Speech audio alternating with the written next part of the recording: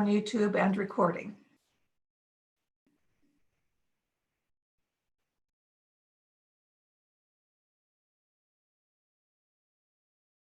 Okay.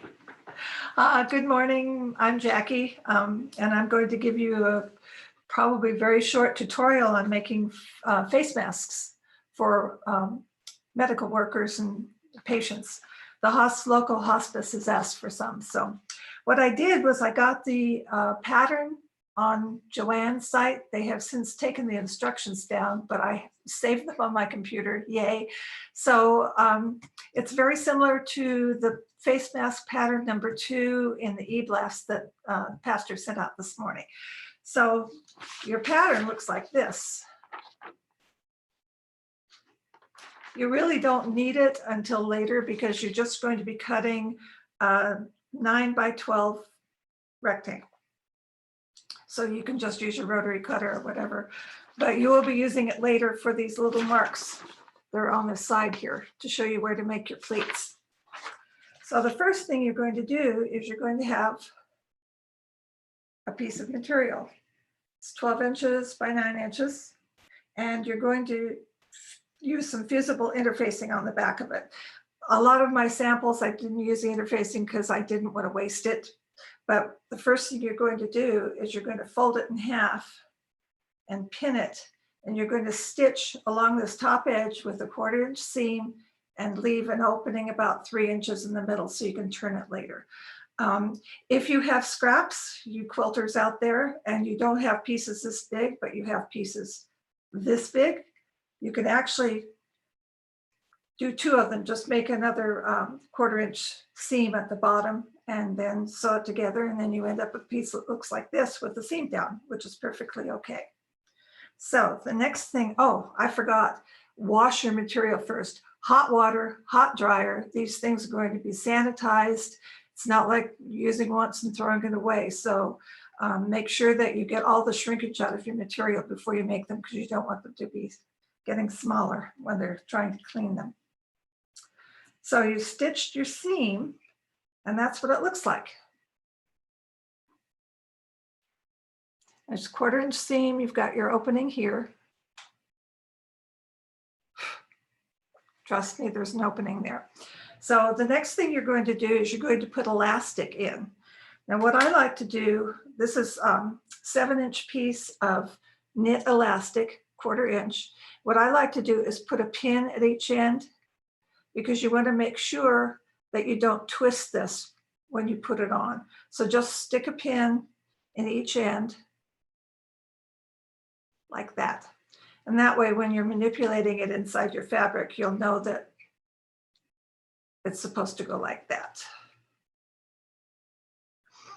So what you'll do is you will, and you can finger press this. I like to start with this folded edge and just stick your elastic down in it and snug it up to that edge, just like that. You can have just a little teeny tiny piece sticking out, and you're going to pin it. And then you're going to reach in and pull that other piece up to the other side. And when you're done, it's going to look like this. So you have it pinned on both sides. Then what you'll do is you will do a 1/4 inch seam all the way down. Now, when you go over the elastic, this is one of those times that you're going to hate yourself, because you need to leave the pin in until that elastic is set, or it's going to twist on you or skew on you. So use your hand wheel on your machine to go over the pin so you don't accidentally do it with the machine running and break a needle or something, because you're going to go down this way, and then you're going to go back and forth a few times to secure that elastic, because it's going to get a lot of tension on it. And then finish stitching all the way down to the bottom and go back and forth again, and do that on both sides. And you will end up with something that looks like this. Now this one doesn't have elastic in it because I didn't want to waste elastic, but that's the way the stitching will look. Sorry, I'm not used to using thing backwards like this. Anyway, so you do it like that, and then you're going to use this opening, and you're going to turn this right side out. And it's going to look like that. Now this elastic helps you tug these corners out. If you want to trim a corner before you turn it, don't cut into your elastic because that'll weaken it. And if you want to do a point turner, you can do something like this to stick in that opening and make sure it has a nice corner on it, like so. So you've done that part. I've pressed this, and I've pressed the opening as well, because this will be closed off later. So what you're going to do next is you're going to take this pattern. Let's see if I can do this backwards.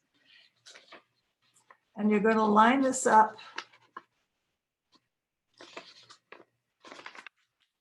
along the fold line, like so. So you can see these marks up here on this pattern. You're going to put a pin at each one of these heavy lines. So this one is actually in the middle. So you'll put a pin here and a pin for the next heavy line and the next one. And then you can put a pin either side where one of those dash lines is. Just one dash line for each one of the heavy lines. And you'll do the same thing on the other side. Make sure you have your dashed lines the same on both sides so your pleats won't be looking weird. So, and once you do that, it's going to look like this. So I put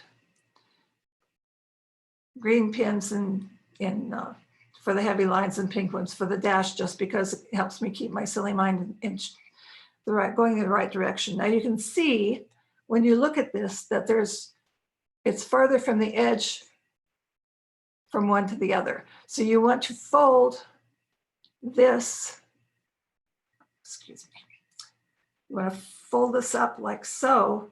So you're going toward that top edge, and you can see how those pins, so that this one is snugged up here, this one's snugged up here, and you're going to pin that. And you're going to do that all the way down, just like that, to make your pleats. Oops, just like that.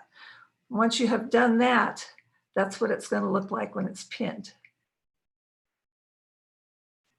Just like that. And then you're going to top stitch this all the way around, and make sure that these things stay flat when they go through, so you don't want to have anything messed up going all the way around. So you're going to top stitch all the way around. It's also going to close off that opening. And then when you're done, you have a mask, just like that. Probably took me 35 minutes to do mine because I'm an obscene perfectionist and I had to make sure everything lined up perfectly. And I didn't do it really fast because I'm not a fast sewer, but that's what it looks like. It's like that. So I do have the instructions. I sent them to Pastor that I had downloaded from the Joanne sites. You can have the pattern, you can print it out at home, you can use your stash up, you can use whatever you have. And then we'll send them to hospice. And that's that.